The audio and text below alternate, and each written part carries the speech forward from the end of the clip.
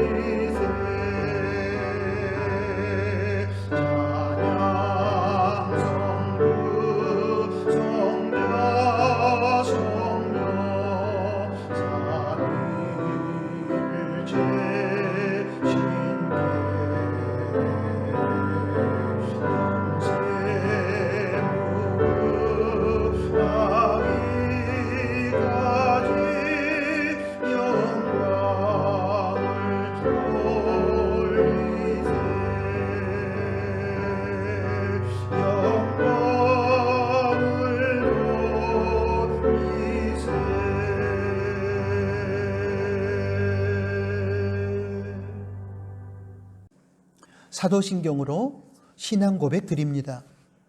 전능하사 천지를 만드신 하나님 아버지를 내가 믿사오며 그 외아들 우리 주 예수 그리스도를 믿사오니 이는 성령으로 잉태하사 동정녀 마리아에게 나시고 본디오 빌라도에게 고난을 받으사 십자가에 못 박혀 죽으시고 장사한 지 사흘 만에 죽은 자 가운데서 다시 살아나시며 하늘에 오르사 전능하신 하나님 우편에 앉아 계시다가 저리로서 산자와 죽은 자를 심판하러 오시리라.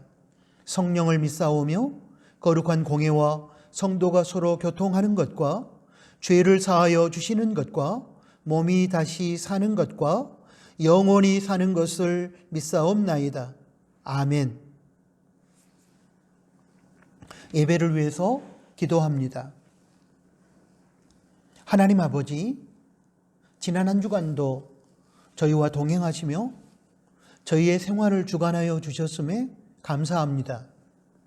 또한 인생으로서 거룩하신 하나님 앞에 나와 교제하며 예배 드릴 수 있는 특권을 허락하여 주심에 감사합니다. 이 시간 저희의 예배가 성령과 진리로 드려지게 하시고 저희의 예배를 통하여 영광을 받아주시기를 원합니다. 먼저 지난 한 주간의 생활 속에서 하나님 말씀대로 살지 못하고 마음대로 살았던 저희들의 교만으로 인한 죄가 있었음을 고백합니다. 십자가 보혈을 의지하고 용서를 구하오니 긍휼을 베풀어 주십시오. 저희가 회개에 합당한 열매를 맺도록 도와주시고 습관적인 죄악에 빠지지 않도록 도와주십시오.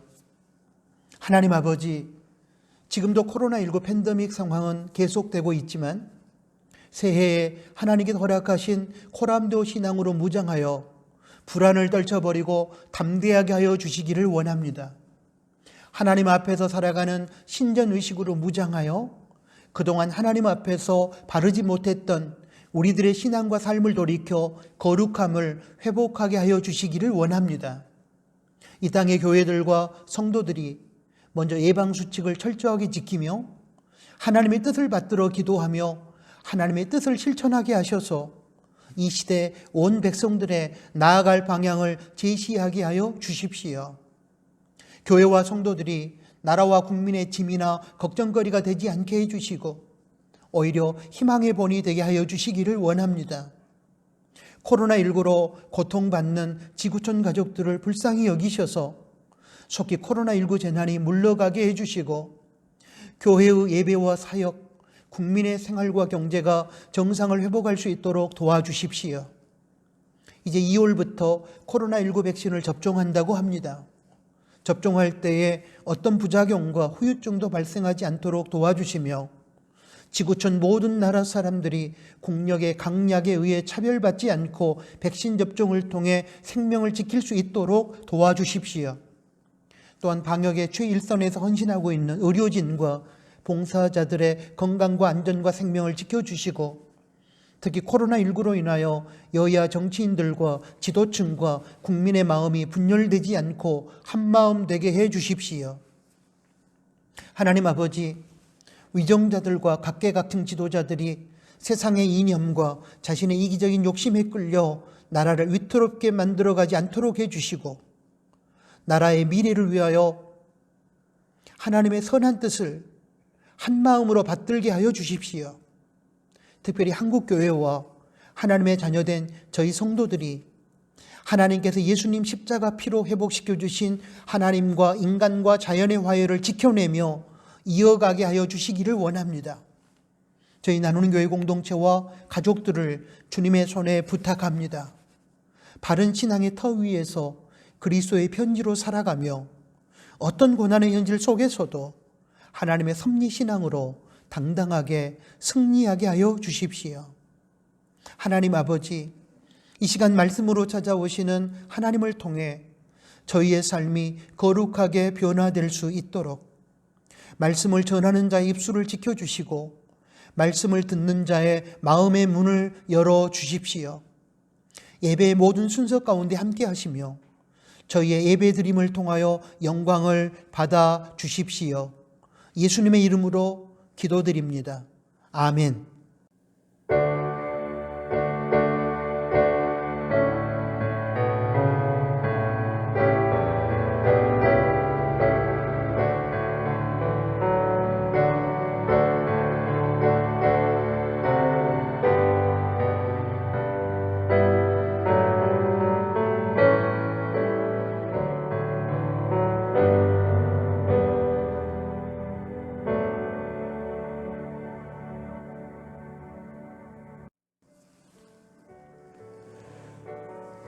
하나님 앞에 봉헌 드리겠습니다. 지금 많은 사람들이 돈을 우상으로 섬기고 있습니다. 기독교인들 중에도 돈을 신으로 섬기면서 돈에 끌려다니는 분들이 있습니다. 돈이 우상이 되면서 사람들은 돈 때문에 울고 돈 때문에 웃습니다. 돈이 인생의 주인 노릇을 하고 있기 때문에 일어나는 안타까운 모습입니다. 이런 상황 속에서 오직 하나님만이 생명과 물질을 비롯한 모든 것의 참된 주인이심을 인정하고 선포하는 신앙 고백의 구체적인 행위가 봉헌입니다. 봉헌을 통하여 우리는 모든 것의 주인이신 하나님을 높여드리고 청지기로서 우리의 바른 자리를 지켜낼 수 있습니다. 이 시간 봉헌을 통하여 하나님의 선한 뜻이 이루어지며 물질을 다스리는 삶이 가능해질 것입니다. 이에 자원하여 감사와 정직과 넉넉한 마음으로 하나님께 드리는 시간이 되기를 바랍니다. 기도합니다. 이 시간 모든 것의 주인이신 하나님을 찬양하며 예물을 드립니다. 자원하여 정직과 감사와 넉넉한 마음으로 예물을 드립니다. 정직함으로 10의 1조를 드리며 또한 하나님 나라를 위해서 또 작은 이웃을 위하여 하나님부터 받았던 것들을 감사의 마음으로 하나님 앞에 드립니다. 받아주시고 드려진 예물이 하나님 나라와 작은 이웃과 그리고 교회의 사역을 위해 바르게 사용되게 해 주십시오. 새해에 저희에게 일용할 양식을 제공해 주심으로 저희가 물질로 인한 눈물을 흘리거나 아픔을 겪지 않도록 해 주시고 또한 저희가 저희 욕심에서 나오는 이기적인 삶을 내려놓고 작은 이웃에게 베풀고 나누는 삶을 살게 해주시기를 원합니다. 청지기의 마음을 가지고 봉헌하는 저희 나누는 가족들의 가정과 일터와 직장 위에 하나님의 은혜와 복을 주시되 하나님께서 허락해 주신 아름다운 복들을 누릴 뿐만 아니라 이제는 복의 통로가 되어 필요로 하는 사람들에게 나누게 하여 주십시오. 예수님의 이름으로 기도합니다. 아멘. 코이노니아 시간입니다. 함께 예배드리는 가족들에게 샬롬으로 인사하겠습니다. 샬롬, 주님의 평화가 우리 각자의 심령 가운데, 우리 서로의 관계 가운데 임하기를 소원합니다.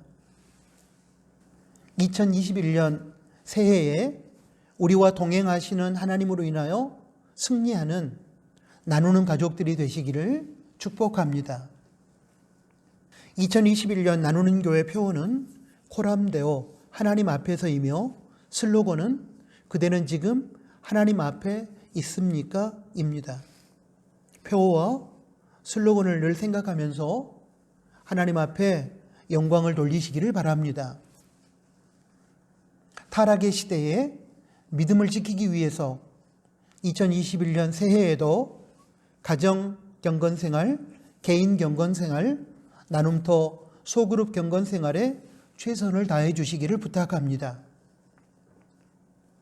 코로나19 팬데믹이 계속되는 중에 다시 확진자가 늘어나고 있습니다.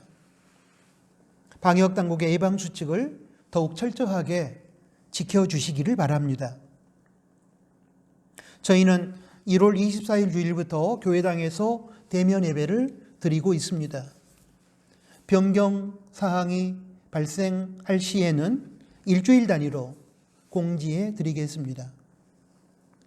지난 주일 1월 24일 주일에 연말 공동의회에서 2020년 결산을 원안대로 받고 2021년 지출 예산을 원안대로 확정했습니다. 2021년 상반기 장학생을 선발하여 장학금을 지급합니다. 2월 14일 주일까지 신청서와 재학증명서, 신입생은 합격증명서를 제출해 주시기 바랍니다. 오늘 1월 31일 주일부터 자연과 환경보호 차원에서 개인 텀블러를 사용합니다. 나오미 나눔터 어르신들은 교회에서 준비했습니다. 기부금 증명서를 발급합니다. 백선미 집사님께 신청하시기 바랍니다. 2월 예배위원과 목회 일정은 주보 로뎀나무와 홈페이지를 참고하시기 바랍니다. 졸업을 축하합니다. 초등학교 정시우, 고등학교 박주영, 오은서, 장원석, 최영서, 한국원, 대학교 이시연 학생입니다. 축하해 주시기를 바랍니다. 졸업 선물은 개인별로 가정으로 전달해 드리도록 하겠습니다. 다음 세대를 위해서 계속 기도해 주시기를 부탁합니다. 고3 학생들의 수능 이후 2021년 일정과 진로의 확정을 위하여 군 복무 중인 친구들을 위해서, 해외에서 직장 생활하거나 유학 중인 친구들을 위해서, 그리고 다음 세대 친구들의 안전하고 성실한 겨울방학을 위해서 계속 기도해 주시면 고맙겠습니다. 오늘 코이노니아는 여기까지입니다.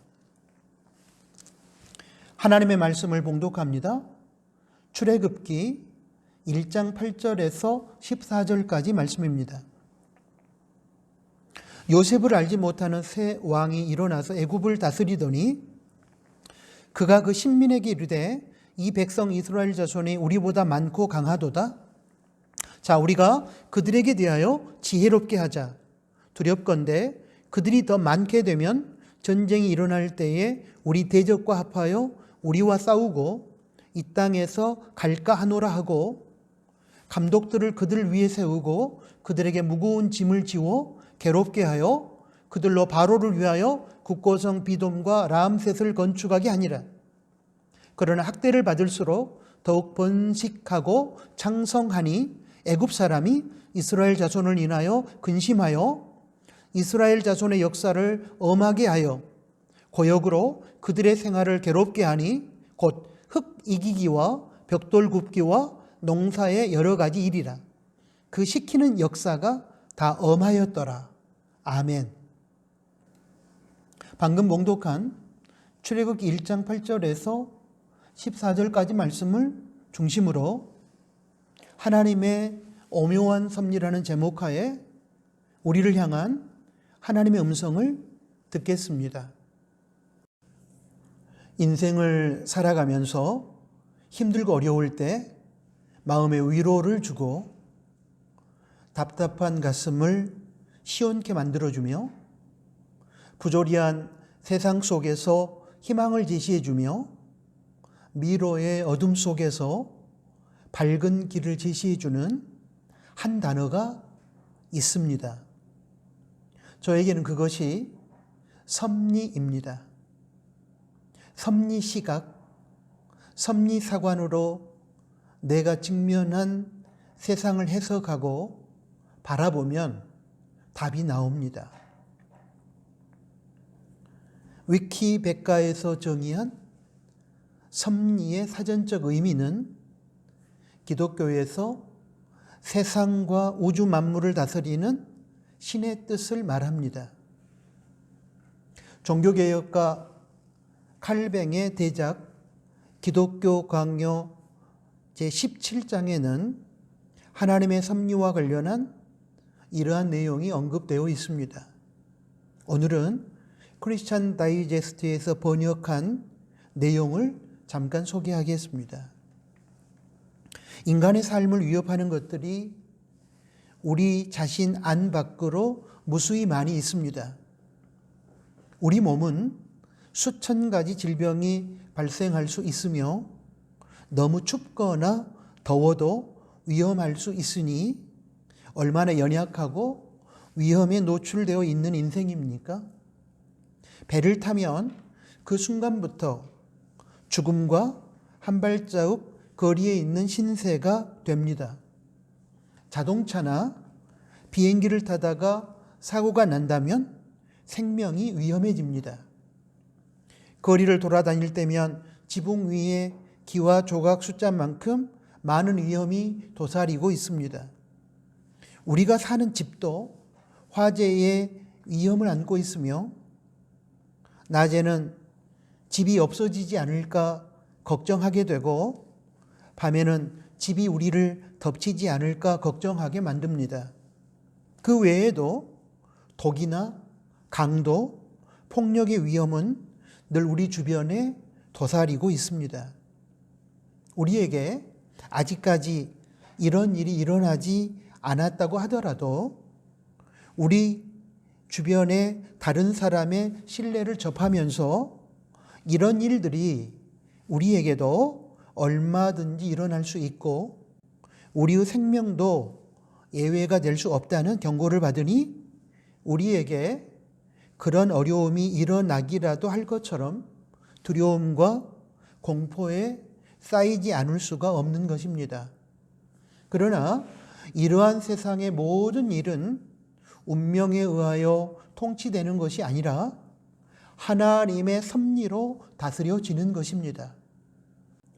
예수님은 마태복음 10장 29절에서 아버지의 뜻이 아니고서는 작은 참새 한 마리도 땅에 떨어지지 않는다고 선언하시면서 바로 이어서 우리는 참새들보다 훨씬 더 귀함으로 하나님께서 모든 면밀함으로 보살피심으로 우리를 돌보신다는 것을 깨달아야 한다고 가르치십니다. 또한 이를 더 확대시켜서 하나님께서 우리의 머리카락까지도 다 세고 계시는 것을 신뢰하도록 하십니다. 세상에서 일어나는 모든 일의 첫째 원인은 하나님의 뜻입니다. 모든 일이 하나님의 계획에 의하여 일어나며 어떠한 일도 우연히 일어나는 것은 없으며 하나님께서 세상의 모든 것들을 이처럼 다스리고 통치하신다는 것이 하나님의 섭리 교리입니다. 그럼 여기서 칼뱅이 말하고 있는 핵심 요지는 무엇일까요? 우리 인생 앞에 닥쳐오는 모든 사건들이 정해진 운명에 의해 주어지거나 우연에 의해 발생하는 것이 아니라는 것입니다. 정해진 운명에 의해 찾아오는 것이라면 주어진 상황에 우리는 체념하고 살아야 할 것입니다. 그렇다면 얼마나 절망적입니까? 또한 우연에 의해서 주어진 것이라면 우리는 얼마나 불안할까요? 그런데 칼뱅은 말하기를 우리에게 닥쳐오는 모든 사건들은 운명과 우연에 의해서 찾아오는 것이 아니라 하나님의 섭리에 의해서 주어진다고 말합니다. 그렇다면 하나님의 섭리 가운데 주어지는 지금 이 사건이라면 이 사건이 절망적이라 할지라도 그것에 대하여 체념하거나 불안해할 필요가 없을 것입니다. 왜냐하면 그 사건이 하나님의 선하신 뜻 안에서 주어지는 사건이며 하나님께서는 그 사건을 통하여 당신의 영광을 드러내시고 결국엔 합력하여 우리에게 선을 이루어 주실 것이기 때문입니다.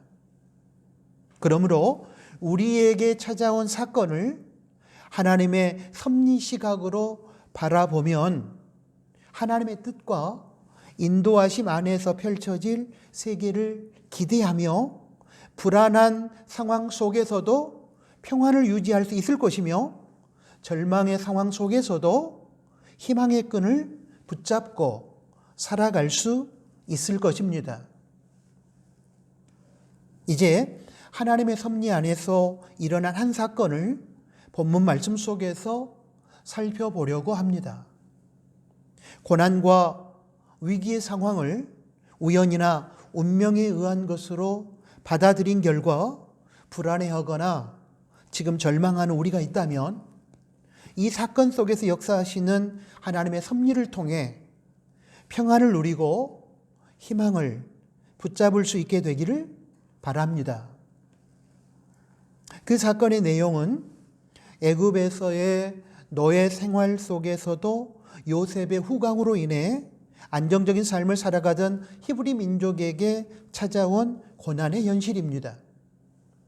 출애굽기 1장 8절을 보겠습니다. 거기 보면 애굽의 새로운 왕이 즉위하여 애굽을 다스리게 되었고 그 새로운 왕은 요셉을 알지 못한다고 했습니다. 8절입니다. 요셉을 알지 못하는 새 왕이 일어나서 애굽을 다스리더니, 이 말은 애굽의 정치 환경이 바뀌었다는 뜻입니다.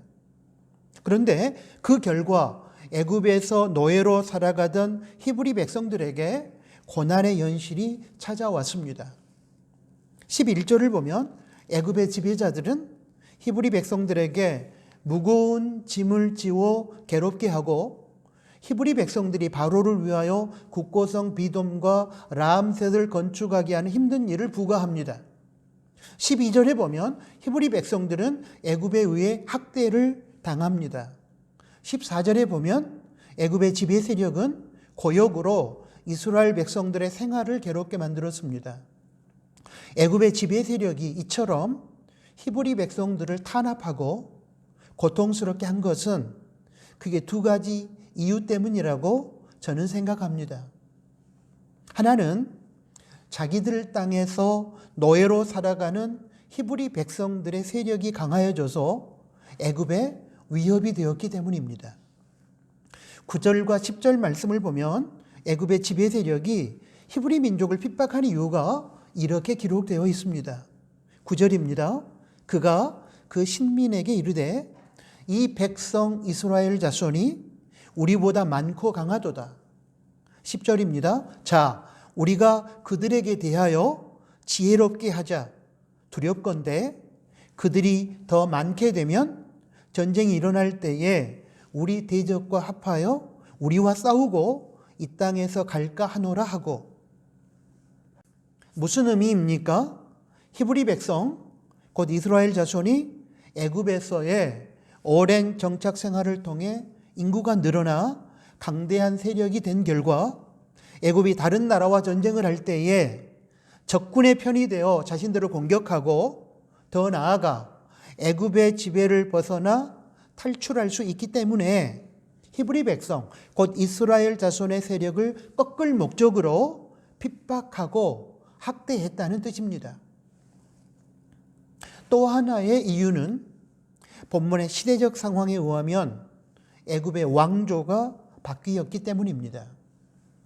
8절에 요셉을 알지 못하는 왕이 일어났다라는 이 말은 단순히 한 사람의 왕이 바뀐 것이 아니라 왕조가 바뀐 것을 의미합니다. 당시 역사에 근거하면 요셉을 알지 못하는 새 왕은 힉속수족을 몰아내고 제18왕조를 창건한 아모세 1세로 알려진 인물입니다. 아모세는 오랫동안 그 지역을 다스리던 힉속수족을 몰아내고 새로운 왕국을 건설했습니다. 새로운 왕조가 탄생한 것입니다. 이것은 요셉이 국무총리로 있을 때의 애굽 왕조와 오늘 본문의 요셉을 알지 못하는 새로운 왕이 즉위함으로 시작된 애굽 왕조가 서로 다르다는 것을 뜻합니다. 요셉이 국무총리로서 애굽을 다스릴 때 바로로부터 신망을 받았고 백성들로부터 존경을 받았습니다.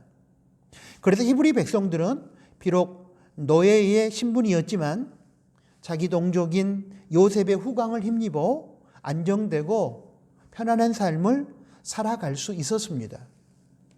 그런데 이제 구왕조를 몰아내고 새로운 왕조가 들어서면서 히브리 백성들이 살아가는 환경에 변화가 찾아온 것입니다. 그것은 요셉의 후광으로 안정되고 편안한 삶을 살아가던 히브리 백성들에게 새로운 왕조의 지배 세력에 의한 핍박과 학대가 시작된 것입니다. 왕조가 바뀌면 구왕조의 충신은 역적이 되고 새로운 왕조는 구왕조에서 기득권을 누렸던 세력에 대한 처절한 숙청을 자행합니다.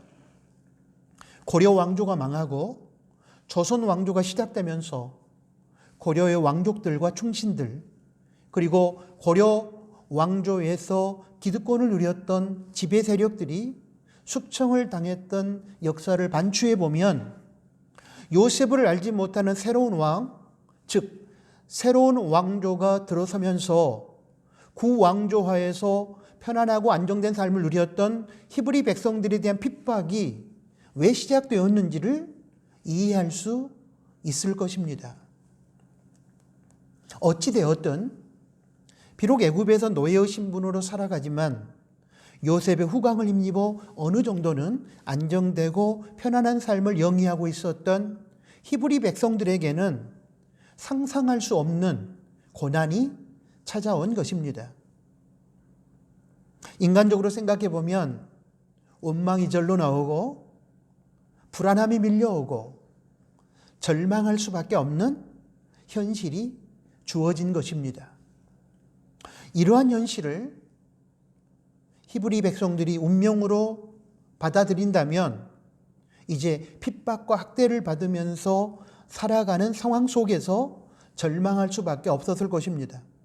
또한 이러한 상황을 그들이 우연으로 받아들인다면 우연에 의하여 일어나는 이러한 예측할 수도 없고 누군가의 의도와도 상관없는 고통의 현실 때문에 불안해할 수밖에 없었을 것입니다. 그런데 히브리 백성들은 고통의 현실 앞에서 하나님의 뜻과 도우심을 간구합니다. 출애굽기 3장 7절과 9절에서 하나님께서 모세에게 말씀하신 내용을 보면 히브리 백성들이 고통의 현실 앞에서 체념하고 절망한 것이 아니라 하나님께 기도하며 하나님의 새로운 뜻을 구하며 도움을 요청했음을 알 수 있습니다. 7절입니다. 여호와께서 가라사대 내가 애굽에 있는 내 백성의 고통을 정령히 보고 그들의 간역자로 인하여 부르짖음을 듣고 그 우고를 알고 라고 기록했습니다. 간역자들, 새로운 왕조 지배자들, 그들로 인하여 고통을 당하는 히브리 백성들의 부르짖음을 하나님께서 들었다는 뜻입니다. 9절입니다. 이제 이스라엘 자손의 부르짖음이 내게 달하고 애굽 사람이 그들을 괴롭게 하는 학대도 내가 보았으니.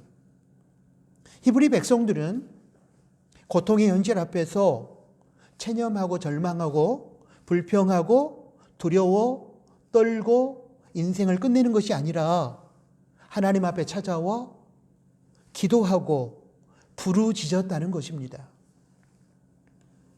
여기에서 우리는 애굽의 핍박과 학대라는 고난의 현실을 하나님의 섭리 차원에서 바라보며 하나님의 뜻과 도우심을 구했던 히브리 백성들의 섭리신앙을 찾아볼 수 있습니다.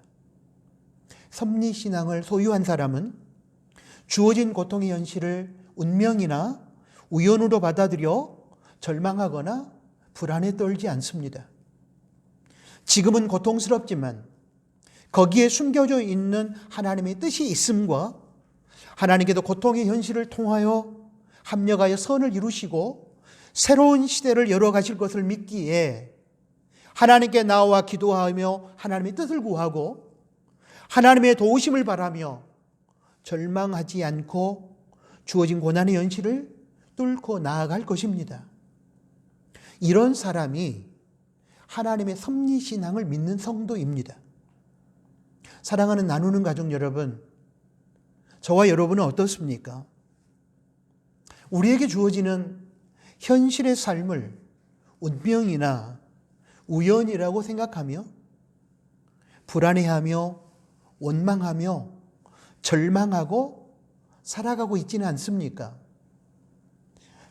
하나님의 섭리로 받아들이고 현실의 삶 속에서 하나님의 뜻을 구하며 하나님의 인도와 도우심을 바라며 희망을 가지고 오늘 여기에서 최선을 다하여 살아가고 있습니까? 주어진 현실, 특별히 고난의 현실을 섭리의 시각으로 바라보고 해석할 수 있는 사랑하는 우리 나누는 가족들이 될 수 있기를 주님의 이름으로 축복합니다. 또한 우리는 이 사건을 통하여 인생과 역사를 주관하시고 이끌어 가시는 하나님의 오묘한 섭리 세계를 만날 수 있습니다. 히브리 백성들이 애굽에서 새로운 왕조하에서 핍박과 학대를 당했던 것은 운명이나 우연에 의한 것이 아닙니다. 하나님의 섭리, 하나님의 선하신 뜻 가운데서 고난의 현실이 주어진 것입니다. 그렇다면 하나님께서는 왜 애굽에서 편안하고 안정된 삶을 영위하고 있었던, 비록 노예 신분이었지만 요셉의 후광을 힘입어 어느 정도 편안하고 안정된 삶을 영위하고 있었던 히브리 백성들에게 이러한 고난의 현실을 허락하셨을까요? 그 이유는 지금 겪고 있는 고난의 현실을 통해서 히브리 백성들이 새로운 세상, 즉 하나님께서 약속하신 가나안 땅으로 돌아가기를 원하는 그 마음을 하나님께서 이스라엘 백성들에게 일깨워 주기 위함이었습니다. 우리가 알고 있는 것처럼 히브리 백성들은 야곱 때에 가나안 땅에 찾아온 극심한 가뭄으로 인하여 당시 요셉이 국무총리가 되어 다스리고 있었던 애굽 땅으로 가문 전체가 이주해 왔습니다. 물론 극심한 가뭄을 통해 애굽 땅으로 이주하게 된 배경에도 이스라엘 백성들을 애굽에서 크고 강대한 민족으로 번성케 하려는 하나님의 뜻이 숨겨져 있었음이 사실입니다. 어찌되었든 그렇게 이주해 온 애굽 땅에서 히브리 백성들은 요셉의 후광을 힘입어 안정되고 편안한 삶을 살 수 있었고 크고 강대한 민족으로 번성하게 되었습니다. 그러나 히브리 백성들이 애굽에서 영원히 편안하게 자리 잡고 살라고 하나님께서 번성함을 주신 것은 아니었습니다. 크고 강대한 민족이 되어 하나님께서 약속하신 가나안 땅으로 돌아가도록 하는 것이 하나님의 뜻이었습니다. 그런데 지금 히브리 백성들은 요셉의 후광을 힘입어 어느 정도 안정되고 편안한 삶을 살다 보니 자기들의 조상이 떠나왔던 가나안 땅을 잊어버리고 애굽 땅에서 노예의 신분이지만 여기서 안주하며 살아가기를 원했던 것입니다. 이런 상황 속에서 하나님께서는 새로운 왕조의 지배 세력이 구왕조 치하에서 안정된 삶을 살아가던 히브리 백성들을 학대하고 핍박하도록 만들었습니다. 목적은 하나였습니다. 핍박과 학대를 받는 고난의 현실로 인하여 히브리 백성들이 이 땅에서는 못 살겠습니다. 그리고 하나님 앞에 기도하며 그 기도를 통하여 하나님의 뜻 안에서 그들에게 주어졌던 약속의 땅 가나안 향한 꿈을 깨닫고 그 희망의 세상 가나안으로 히브리 백성들이 나아가도록 하기 위함이었습니다. 애굽의 새로운 왕조 지배 세력이 히브리 백성들에 대한 핍박과 학대가 없었다면 어쩌면 히브리 백성들은 하나님께서 그들에게 약속하신 가나안 땅, 이스라엘 민족의 꿈이었던 가나안이라고 하는 자유의 세상, 새로운 희망의 미래를 향하여 나아가지 못했을 것입니다. 하나님께서는 애굽의 새로운 왕조 지배 세력의 히브리 백성들에 대한 핍박과 학대라는 고난의 현실을 통하여 히브리 백성들을 새로운 세상으로 이끌어 가시고 결국에는 합력해서 가나안 땅이라고 하는 약속의 성취를 이루어 주시려고 했던 것입니다.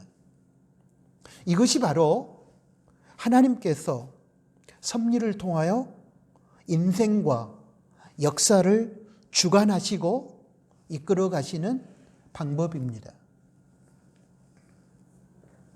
그러므로 저와 여러분이 이러한 하나님의 섭리를 믿는다면 어떠한 현실이 우리에게 주어진다 할지라도 불안에 떨거나 두려워하거나 불평하거나 체념하며 절망해서는 안 될 것입니다.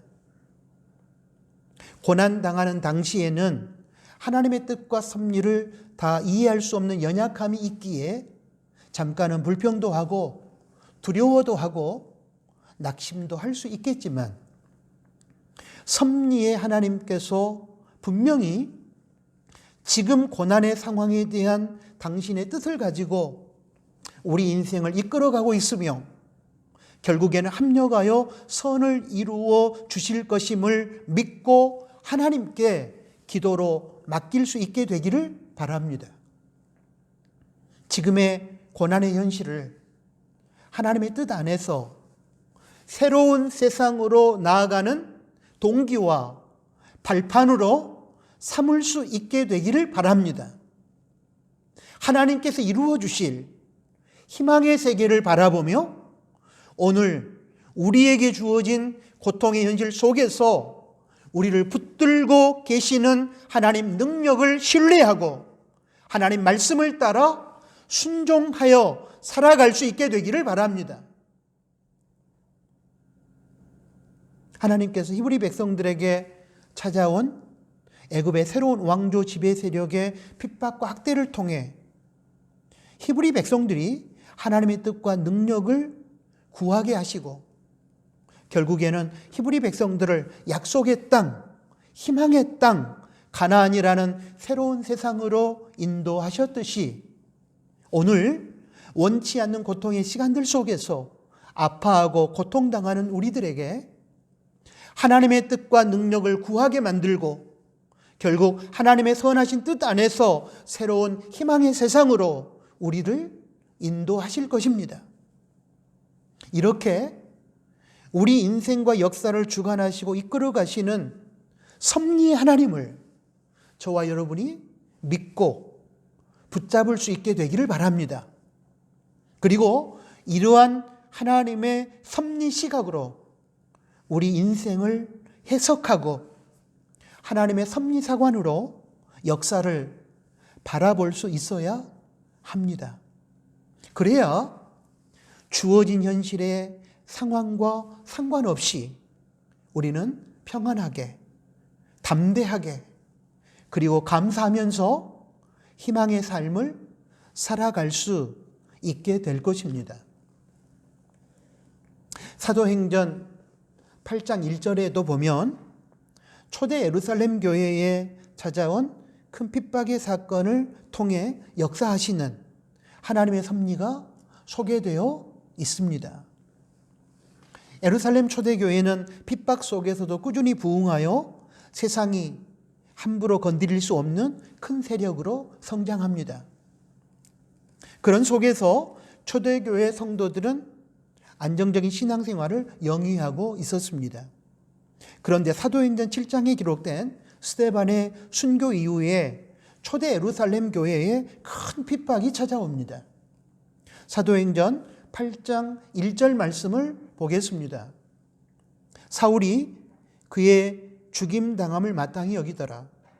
그의 죽임당함은 스데반의 순교를 말합니다. 그날에 예루살렘에 있는 교회에 큰 핍박이 나서 사도 외에는 다 유대와 사마리아 모든 땅으로 흩어지니라. 초대 예루살렘 교회에 찾아온 큰 핍박은 운명이나 우연에 의한 것이 아니었습니다. 하나님의 뜻과 섭리 가운데 주어진 것이었습니다.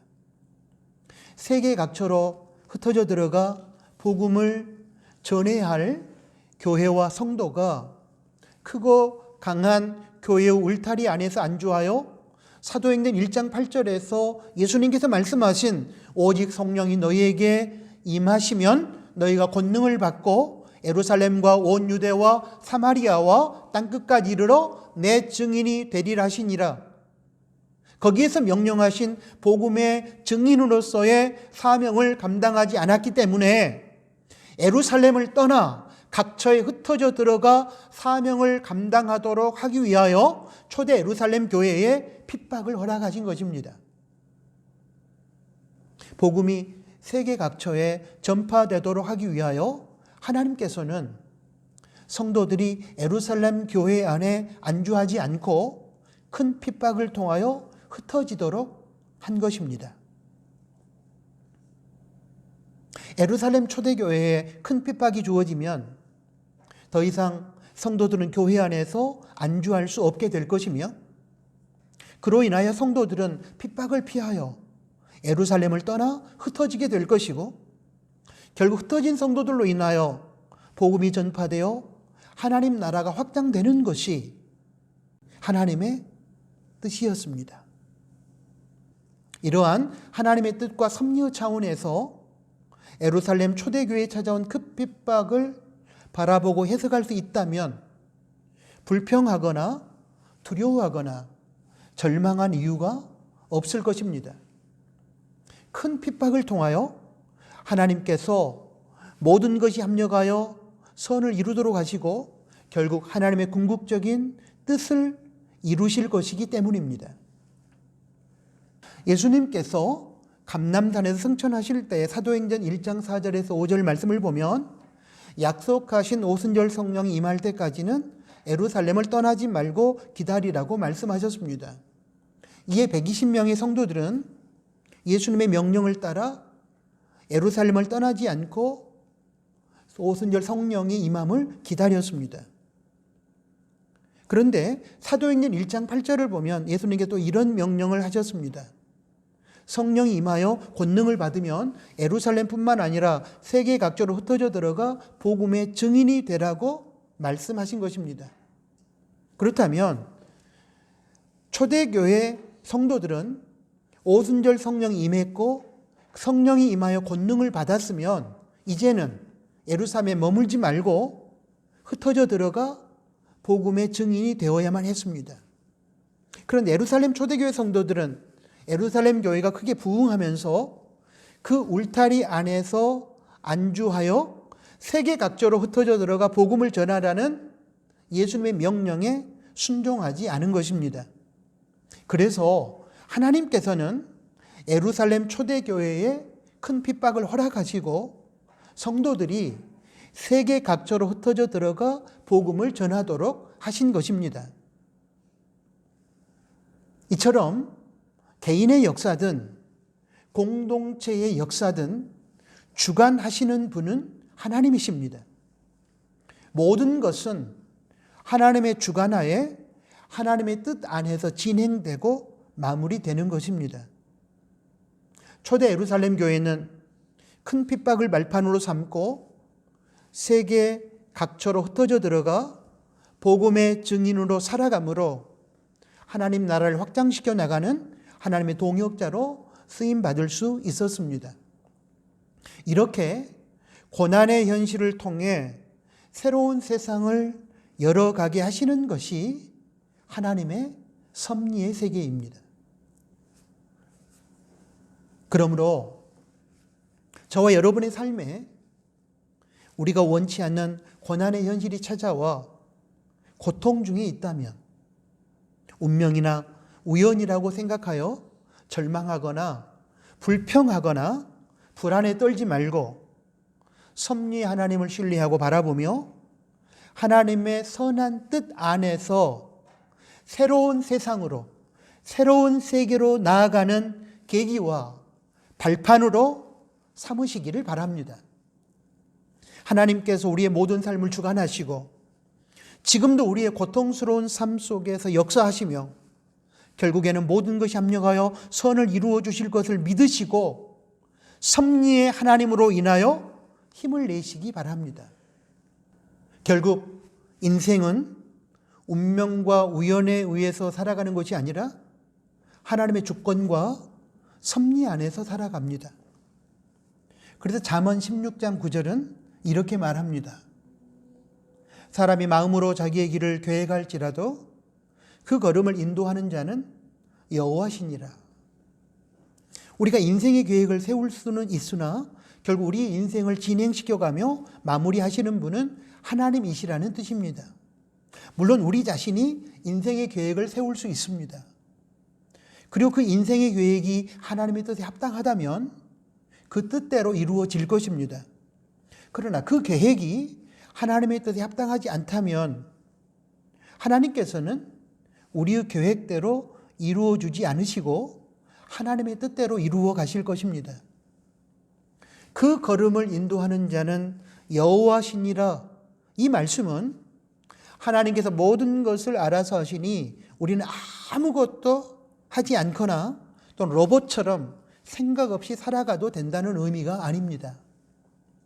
우리 인생이 하나님의 큰 뜻의 울타리 안에서 진행되고 마무리될 것임을 신뢰하고 그 울타리 안에서 하나님의 뜻을 구하며 인생의 계획도 세우고 하나님께 허락하신 자유의지를 사용하여 순간순간 하나님의 뜻에 합당한 선택을 하며 하나님 말씀에 순종하며 살아가라는 의미입니다. 인생은 하나님으로 인하여 시작하고 하나님의 뜻과 섭리 안에서 진행되며 마무리됩니다. 이런 애화를 읽은 적이 있습니다. 하나님의 섭리에 대한 교훈을 주는 애화여서 여기서 소개하겠습니다. 제임스 톤 힐경이라는 유명한 모자이크 화가가 있었습니다. 하루는 런던의 성 바울 교회당에서 일을 하고 있었는데 높은 받침대 위에서 하는 위태한 작업이었습니다.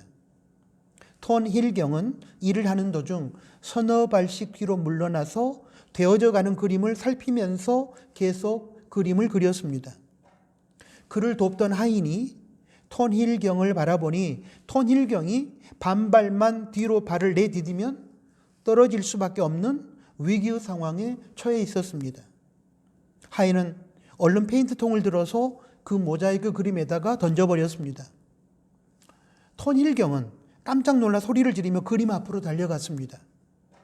그리고 그림이 못 쓰게 된 것을 알고 몹시 화를 냈습니다.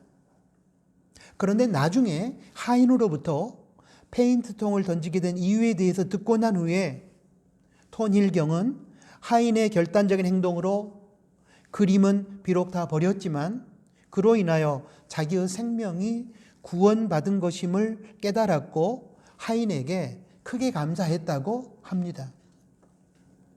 페인트통을 그림에 던져 톤 힐경으로 하여금 그림 앞으로 달려가게 하는 길만이 그를 살릴 수 있는 결정적인 방법이었기에 하인은 욕 얻어먹을 각오를 하고 그렇게 한 것이었습니다. 저는 이 예화를 읽으면서 하나님께서 사랑하는 자녀의 삶에 허락하시는 고난의 현실들이 결국에는 우리의 생명을 지키며 유익을 주며 우리를 새로운 세계로 나아가는 동기의 차원에서 주어진다는 사실을 깨달았습니다.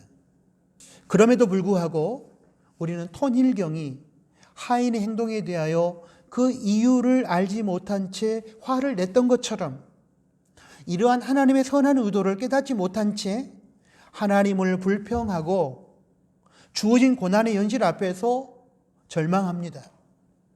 그러다가 많은 시간이 흐른 후에야 하나님의 선한 의도를 깨닫고 하나님께 감사합니다. 이렇게 고백합니다. 여러분, 이것이 바로 하나님의 섭리의 세계입니다. 사랑하는 나누는 가족 여러분, 하나님의 자녀에게는 결코 우연이라는 것이 없다는 사실을 믿으십시오. 모든 상황이 하나님의 섭리 안에서 주어지고 진행된다는 사실을 믿으십시오. 그러므로 우리의 눈에 보이는 환경과 상황이 비록 고통스러울지라도 절망하지 말고 그 속에서 하나님의 섭리의 손길을 찾을 수 있기를 바랍니다. 사랑하는 나누는 가족 여러분, 비록 원치 않는 고난의 상황 속에 있을지라도 원망하거나 두려워하거나 절망하지 말고 하나님을 신뢰함으로 감사하고 담대한 삶을 살아갈 수 있기를 바랍니다. 섭리 하나님께서 하나님을 사랑하는 자, 하나님의 뜻 안에서 살아가고자 하는 성도의 삶을 주관하시고 인도하셔서 결국 모든 것이 합력하여 선을 이루게 하실 것이기 때문입니다. 로마서 8장 28절 말씀 속에서 계시된 섭리의 하나님을 붙잡고 절망의 현실 속에서도 희망을 노래하는 저와 여러분이 되기를 축복합니다. 로마서 8장 28절의 말씀입니다. 우리가 알거니와 하나님을 사랑하는 자, 곧 그 뜻대로 부르심을 입은 자들에게는 모든 것이 합력하여 선을 이루느니라. 아멘. 사랑하는 하나님 아버지, 주신 말씀을 감사합니다. 힘들고 고통스러운 현실을 만났을 때 저희들은 쉽게 불평하고 두려워 떨며 체념하고 절망합니다. 그러나 이러한 모든 현실들의 배후에 하나님께서 함께 하시며 모든 상황을 이끌어 가시고 결국 마무리도 하나님께서 지으신다는 사실을 깨닫게 해주셔서 감사합니다. 하나님의 뜻 안에서 우리 인생과 역사가 진행되고 마무리된다는 이 섭리신앙을 붙들고 우리에게 주어진 어떤 현실 속에서도 하나님의 뜻과 섭리를 생각하며 믿음으로 당당하게 고난의 현실을 뚫고 나가고 이 어려운 현실을 바탕으로 하여 발판으로 삼고 새로운 세상으로 우리가 나아가는 기회로 삼게 하여 주옵소서. 예수님의 이름으로 기도합니다. 아멘. 파송 찬양 드립니다. 오늘 주신 말씀을 생각하면서 찬양합니다.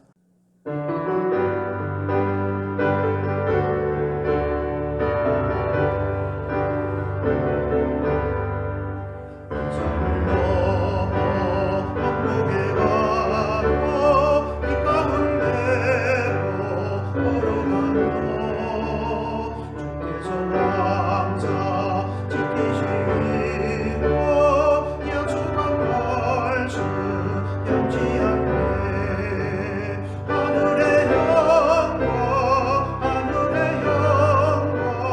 나의 맘속에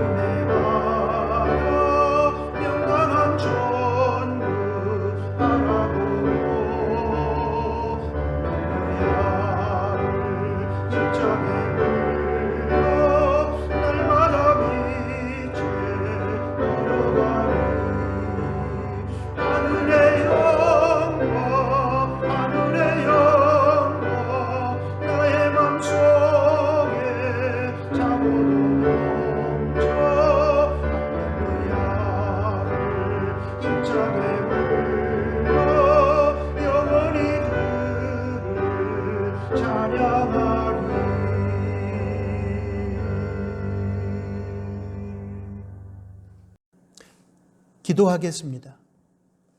이제는 우리 구주 예수 그리스도의 은혜와 하나님 아버지의 크신 사랑하심과 성령 하나님의 위로, 교통, 충만 동행하심이 오늘 주신 하나님의 말씀을 듣고 하나님의 오묘한 섭리의 세계를 신뢰하며 하나님의 뜻과 섭리에 의하여 움직여지는 이 세상을 믿음으로 바라보며 승리하기를 소망하는 사랑하는 나누는 교회 성도들 머리 위에 이제로부터 영원토록 항상 함께 계실지어다.